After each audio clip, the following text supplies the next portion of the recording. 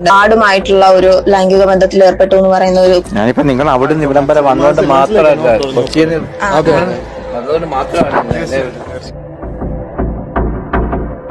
തനിക്ക് ശരിയില്ലാത്ത എത്തില്ലല്ലോ അങ്ങനെയുള്ള അത് നോവലിന് വേണ്ടിയാണ് പുള്ളി എഴുതിയത്. നമ്മൾ ആടിനെ ഈ മരുഭൂമി കിട്ടി ഇത് ഇതൊക്കെ ഞാൻ ബെന്യാമിൻ സാറിനെ വിളിക്കുന്നുണ്ട് എനിക്ക്. ബെന്യാമിൻ എഴുതിയിട്ടുള്ള ആടുജീവിതം അപ്പൊ ബ്ലെസ്സി സംവിധാനം ചെയ്ത അതേപോലെ നമ്മുടെ പൃഥ്വിരാജ് അഭിനയിച്ച് 16 വർഷം കൊണ്ടിട്ടാണ് അവർ ആ പടം പിടിച്ചത് എന്നാ പറയുന്നത്. അപ്പൊ ഈ ഒരു പടം വരുന്നതിന് മുന്നേ തന്നെ ഈ പടത്തിന് അത്യാവശ്യം നല്ല രീതിയിൽ ഹൈപ്പും കാര്യങ്ങളൊക്കെ ഉണ്ട്. അതുകൊണ്ട് തന്നെ എനിക്ക് ഈ ഹൈപ്പുള്ള പടങ്ങൾക്ക് എനിക്ക് പൊതുവേ ഒരു പേടി വരാറുണ്ട്. അതായത് ഇങ്ങനെ ഭയങ്കര ഹൈപ്പ് വെച്ചിട്ട് പ്രത്യേകിച്ച് ആടുജീവിതം പോലൊരു പടം, അതായത് ഈ മലയാള സിനിമയിൽ നിന്ന് തന്നെ ഇപ്പോൾ ഒരു ഓസ്കാറിനൊക്കെ നമുക്ക് പറയാവുന്ന രീതിക്കാണ് ഈ പടത്തിന്റെ ഹൈപ്പ് അത്രത്തോളം ഓർന്നതിന്റെ ഹൈപ്പ് എന്ന് പറഞ്ഞാൽ. അപ്പൊ അങ്ങനെ ഒരു പടം വരുമ്പോഴത്തേക്ക് അത് ഒരിക്കലും ഹൈപ്പ് മൂലം അത് ആ പടം ഷോകമായി പോകരുത് എന്നൊരു അങ്ങനെ ഒരു സാധനം എനിക്കുണ്ട്.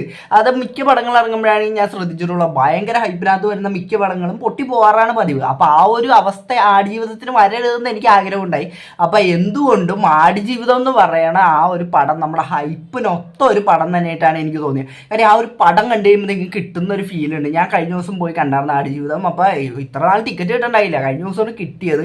അപ്പൊ കിട്ടിക്കഴിഞ്ഞിട്ട് പോയി കണ്ടപ്പോഴത്തേക്ക് അത് കണ്ടു കഴിഞ്ഞപ്പോൾ കിട്ടിയൊരു ഫീലുണ്ട്. അതായത് നമുക്ക് അവിടെ നിന്ന് ഇറങ്ങി കഴിയുമ്പോഴത്തേക്ക് നമ്മൾ അപ്പോഴും ആ മരുഭൂമിനകത്ത് നമ്മളവിടെ പെട്ട് കിടക്കണേണ്.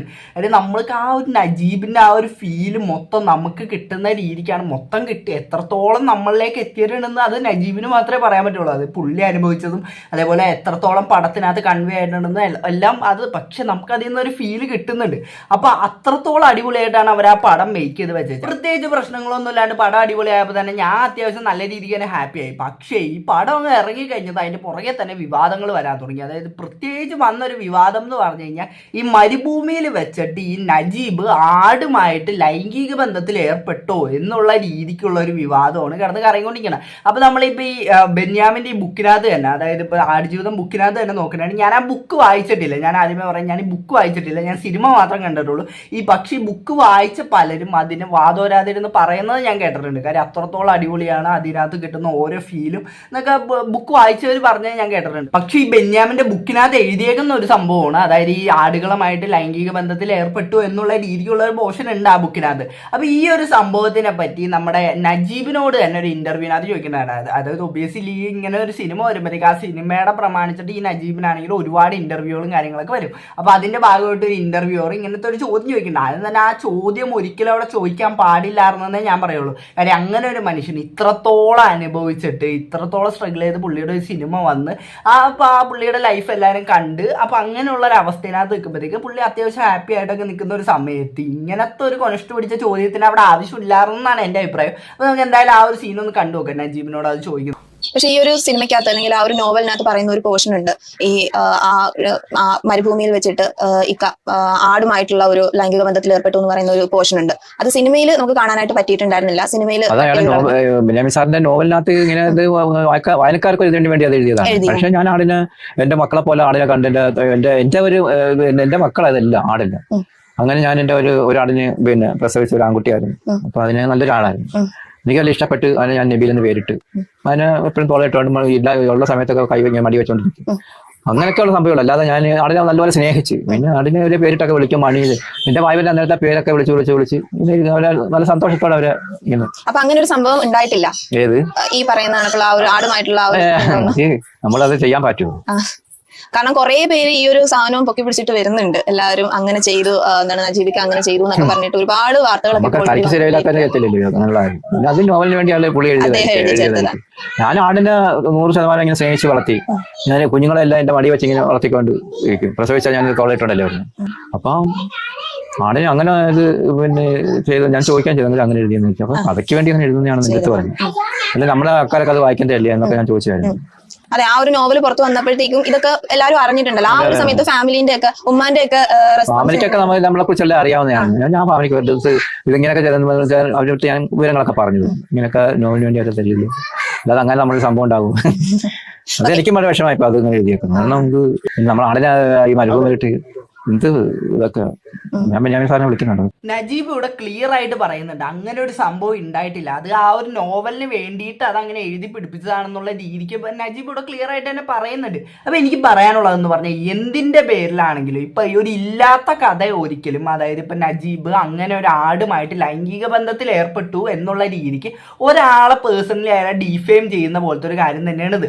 അപ്പൊ അയാളെ പറ്റി ഇല്ലാത്തൊരു കാര്യം എഴുതി പിടിപ്പിക്കുമ്പോഴത്തേക്ക് അത് അങ്ങനെ ഒരിക്കലും ചെയ്യാൻ പാടില്ല എന്ന് തന്നെ ഞാൻ പറയുള്ളൂ. ഇത് ഇപ്പൊ നിങ്ങൾക്ക് ചെയ്യാറുണ്ട്, എപ്പോൾ ഒരു ഫാന്റസി കഥ വലുതാണെങ്കിൽ നിങ്ങൾക്ക് ഇഷ്ടമുള്ള രീതിക്ക് എന്ത് വേണമെങ്കിലും അവിടെ എഴുതി പിടിപ്പിക്കാം. പക്ഷെ ഇവിടെ അങ്ങനെയല്ല. ഇതെന്ന് പറഞ്ഞ ഒരു ആളുടെ കഥയാണത്, അയാളുടെ ജീവചരിത്രം എന്നുള്ള രീതിക്കുള്ള ഒരു കഥയാണ്. അപ്പൊ അതിനകത്ത് ഒരിക്കലും ഇങ്ങനത്തെ കാര്യങ്ങളൊന്നും എഴുതി പിടിപ്പിക്കാൻ പാടില്ല. എന്തൊക്കെ പറഞ്ഞാലും ഇപ്പൊ ആടുജീവിതം എന്ന് പറഞ്ഞ ആ ഒരു നോവൽ ഉള്ളതുകൊണ്ട് തന്നെയാണ് ഇപ്പൊ നമ്മുടെ നജീബിനെ ആണെങ്കിലും എല്ലാവരും അറിഞ്ഞതും നജീബിന്റെ ലൈഫാണെങ്കിലും ഈ ഒരു സംഭവം എല്ലാം ഇത്രയും എല്ലാവരിലേക്ക് എത്താൻ കാര്യം എന്ന് പറഞ്ഞ ആ ഒരു നോവൽ തന്നെയാണ്. പക്ഷെ എന്നാലും ആ ഒരു നോവലിനകത്ത് ഈ ഒരു പോർഷൻ ഒരിക്കലും അതിനകത്ത് എഴുതി പിടിപ്പിക്കാൻ പാടില്ലാത്തതായിരുന്നു എന്നേ ഞാൻ പറയുള്ളൂ. ഇനി ഇതിനെപ്പറ്റി ബെന്യാമിൻ എന്താണ് ഈ ഒരു സംഭവത്തിനെ പറ്റി പറയണത് നമുക്കൊന്ന് കേട്ടു നോക്കാം. ആദ്യകാലത്തൊക്കെ നജീബിന് അത് വലിയ പ്രശ്നമായിരുന്നു. കാരണം അതിനകത്ത് ഈ പോച്ചക്കാരി രമണി എന്ന് പറയുന്ന ഒരു കഥാപാത്രം അവരുടെ പിടിക്കാൻ പോകുന്നതൊക്കെ പറയുന്നത് നജീബ് പലരും വായിച്ചിട്ട് നജീബിനെ കളിയാക്കാൻ ചെല്ലും. അത് ശരി, നീ ഇങ്ങനെയൊക്കെ ആയിരുന്നല്ലേ എന്നൊക്കെ ചോദിക്കുന്നത്. അപ്പോൾ നജീബ് എൻ്റെ അടുക്ക വന്ന് പറയും, ഞാൻ അനുഭവിച്ചതും ഞാൻ ചെയ്തതൊന്നും അല്ലല്ലോ നിങ്ങൾ എഴുതിയേക്കുന്നത്. ഞാൻ പറയും, നജീബ് ഇതൊരു കഥയാണ്, ഇതെല്ലാം നിങ്ങളുടെ ജീവിതത്തിൽ സംഭവിച്ചതൊന്നുമല്ല, അതിനകത്ത് നിങ്ങളുടെ ജീവിതത്തിൽ സംഭവിച്ചുള്ള കുറച്ചുകൂടി എടുത്തിട്ടുണ്ട്. അത് നജീബിന് മനസ്സിലായി. പക്ഷേ ഇപ്പോൾ സിനിമ വരുമ്പോഴാണെങ്കിലും അല്ലെങ്കിൽ ഇപ്പൊ നോവൽ വന്നതിന് ശേഷമാണെങ്കിലും ഇതെല്ലാം നജീബിന് ഉത്തരം പറയേണ്ടതായ ഒരു പ്രശ്നമായി. അത് ശരി, നജീബിന്റെ ജീവിതത്തിൽ നടന്ന ഒരു കഥ എന്ന് പറഞ്ഞിട്ട് ഇറക്കിയ സാധനം ഇത് നജീബിന്റെ ജീവിതമല്ല അത്ര, ഇതൊരു കഥയാണ്. അപ്പൊ എന്താണ് നിങ്ങൾ അതുകൊണ്ട് ഉദ്ദേശിച്ചത്? ഈ ബെന്യാമിൻ ആ ഒരു സംഭവം കൊണ്ട് ഉദ്ദേശിച്ചത് എനിക്ക് മനസ്സിലായില്ല കേട്ടോ. പുള്ളി എന്താണോ, അതായത് ഇപ്പൊ നമ്മൾ നോക്കണമെങ്കിൽ ആടുജീവിതം എന്ന് പറയുന്നത് മൊത്തം നജീബ് അവിടെ അനുഭവിച്ച, അതായത് ഈ മരുഭൂമിയിൽ കിടന്ന് നജീബ് അനുഭവിച്ച ഒരു കഥയാണെന്നാണ് എനിക്ക് മനസ്സിലായത് ഈ സിനിമ കണ്ടിട്ടാണെങ്കിലും. അതേപോലെ തന്നെ ഈ ബുക്ക് വായിച്ചവർ പറഞ്ഞത് വെച്ചിട്ടാണെങ്കിൽ എനിക്ക് അതാണ് മനസ്സിലായത്. അപ്പൊ എന്നിട്ട് ഈ ബെന്യാമിൻ പറയുന്നതാണ് ഇത് ഒരിക്കലും ഈ നജീബിന്റെ മൊത്തമായിട്ടുള്ള കഥയല്ല, അതായത് കുറച്ച് നജീബിന്റെ കഥയും ബാക്കി എന്റെ ഫാന്റസിയും എന്നൊക്കെയുള്ള രീതിക്കാണ് പുള്ളി പറയുന്നത്. അതൊരിക്കലും എനിക്ക് ആക്സെപ്റ്റബിൾ ആയിട്ടുള്ള ഒരു, അതായത് ഒരിക്കലും അംഗീകരിക്കാൻ പറ്റുന്ന ഒരു കാര്യമായിട്ട് എനിക്ക് തോന്നിയില്ല. കാര്യം നിങ്ങൾ അയാളുടെ കഥ എഴുതുമ്പോഴത്തേക്ക് നിങ്ങൾ അയാളുടെ കഥ എഴുതണം, അല്ലാണ്ട് അതിനകത്ത് എരിവും പുളിയും ചേർത്തിട്ട് അതിനോട് ഞാൻ അങ്ങനെ വലിയ കാര്യമായിട്ട് യോജിക്കുന്നില്ല. ഇപ്പൊ ഒരു ഫാന്റസി കഥയായിരുന്നെങ്കിൽ ഈ പറഞ്ഞതൊക്കെ നമുക്ക് ന്യായീകരിക്കാമായിരുന്നു. പക്ഷെ ഇങ്ങനത്തെ ഒരു അവസ്ഥയിനകത്ത് നമുക്ക് ഒരിക്കലും അത് ന്യായീകരിക്കാൻ പറ്റുമെന്ന് എനിക്ക് തോന്നല്ല. ഇനി ഈ ഒരു സിനിമയിനകത്തും ഇപ്പൊ ഇങ്ങനെ ആടുമായിട്ടുള്ള ഈ ഒരു സീനും അതേപോലെ ഇപ്പൊ ആടുമായിട്ട് ലൈംഗിക ബന്ധത്തിൽ ഏർപ്പെടുന്ന സീനൊക്കെ ഉണ്ടായിരുന്നു അത്രേ. ആ ഒരു സീൻ എന്നിട്ട് സെൻസർ ചെയ്ത് കളഞ്ഞു എന്നുള്ള രീതിക്കും ബെന്യാമിൻ പറയുന്നുണ്ട്. നമുക്ക് അതും കൂടെ ഒന്ന് കേട്ടു നോക്കാം. സിനിമ കണ്ടിറങ്ങിയതിനു ശേഷം ഈ സീൻ ഇല്ലല്ലോ എന്ന് ഞാൻ ചിന്തിച്ചിട്ടില്ല. പക്ഷേ ഈ സിനിമ ഇറങ്ങുന്നത് വരെ എൻ്റെ മനസ്സിൽ പല ആശങ്കകളും ഉണ്ടായിരുന്നു. അതായത് മെയിനായിട്ട് ഈ അവസരത്തിൽ പറയാൻ പറ്റുമെന്ന് എനിക്കറിയാം, എങ്കിൽ പോലും ഞാൻ പറയുകയാണ്, മെയിനായിട്ട് എൻ്റെ ഉള്ളിലുണ്ടായിരുന്ന ഒരു ചോദ്യം എന്ന് പറയുന്നത് പുസ്തകത്തിലുണ്ടായിരുന്നു. അതായത് ആടുമായിട്ട് ലൈംഗിക ബന്ധത്തിൽ അതാണ് ഞാൻ പറഞ്ഞത്, സെൻസർ കാരണം അത് നമ്മൾ ചിത്രീകരിക്കുകയും പടത്തിലുണ്ടായാലും ചെയ്തതാണ്, ചിത്രീകരിച്ചിട്ടുണ്ട്. പക്ഷേ സെൻസർ എ സർട്ടിഫിക്കറ്റിലേക്ക് പോകുമെന്നുള്ളത് കൊണ്ടാണ്. അങ്ങനെ എ സർട്ടിഫിക്കറ്റ് പോയ ധാരാളം കുട്ടികൾക്കൊന്നും പടം കാണാൻ കഴിയാത്ത സാഹചര്യം ഉണ്ടാകും. അപ്പോൾ പിന്നെ അത് നമ്മൾ ഫാമിലിയായിട്ട് ചിത്രം കാണാൻ വരുന്നവരെ അത് ബാധിക്കുമെന്നുള്ളത് കൊണ്ടാണ് അതെടുത്ത് കളഞ്ഞത്. യഥാർത്ഥത്തിൽ സിനിമയിലുള്ളതാണ്. പക്ഷേ അത് ആ സിനിമയുടെ ആത്മാവിനെ ആത്മാവാണ്, പക്ഷെ സെൻസർ ബോർഡിന് അതറിയില്ലല്ലോ. അത് സാറിന്റെ ഒരു അഭിപ്രായം എന്താണ്? അതൊരു സിനിമയുടെ ആത്മാവ് തന്നെ ആയിരുന്നില്ല? ആയിരുന്നു, അത് പ്രധാനപ്പെട്ടതായിരുന്നു. കാരണം ആ മെസ്രയിൽ ജീവിച്ച് ചെന്ന ആടുകളോടൊപ്പം ജീവിച്ച് ആടായി തീർന്ന ആടുകളോടൊപ്പം രമിക്കുകയും ചെയ്യുന്ന ഒരു കഥാപാത്രം. അങ്ങനെ തന്നെയാണ് സിനിമ ഡെവലപ്പ് ചെയ്തുകൊണ്ട് വന്നതും. പക്ഷേ നമുക്ക് നമ്മുടെ രാജ്യത്തിൻ്റെതായ പരിമിതികൾ, നമ്മുടെ കാഴ്ച സമൂഹത്തിൻ്റെതായ പരിമിതികൾ കാരണമാണ് അത് ഉണ്ടായത്.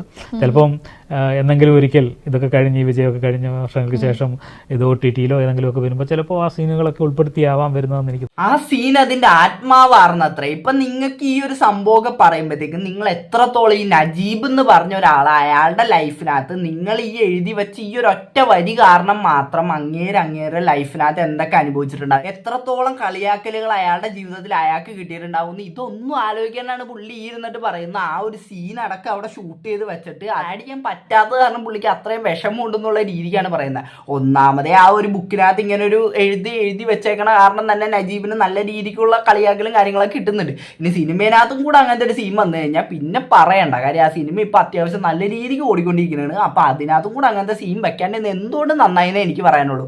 അപ്പൊ എന്താണ് ഇതൊക്കെ കണ്ടപ്പോഴത്തേക്ക് നിങ്ങൾക്ക് പറയാനുള്ളത് ഈ വീഡിയോയുടെ താഴെ കമന്റ് ആയിട്ട്. അപ്പൊ വീഡിയോ ഇഷ്ടപ്പെട്ട മാത്രമല്ല സബ്സ്ക്രൈബ് ചെയ്യുക. എല്ലാവർക്കും അടുത്തൊരു വീഡിയോ കാണുന്നതായിരിക്കും. Tata bye.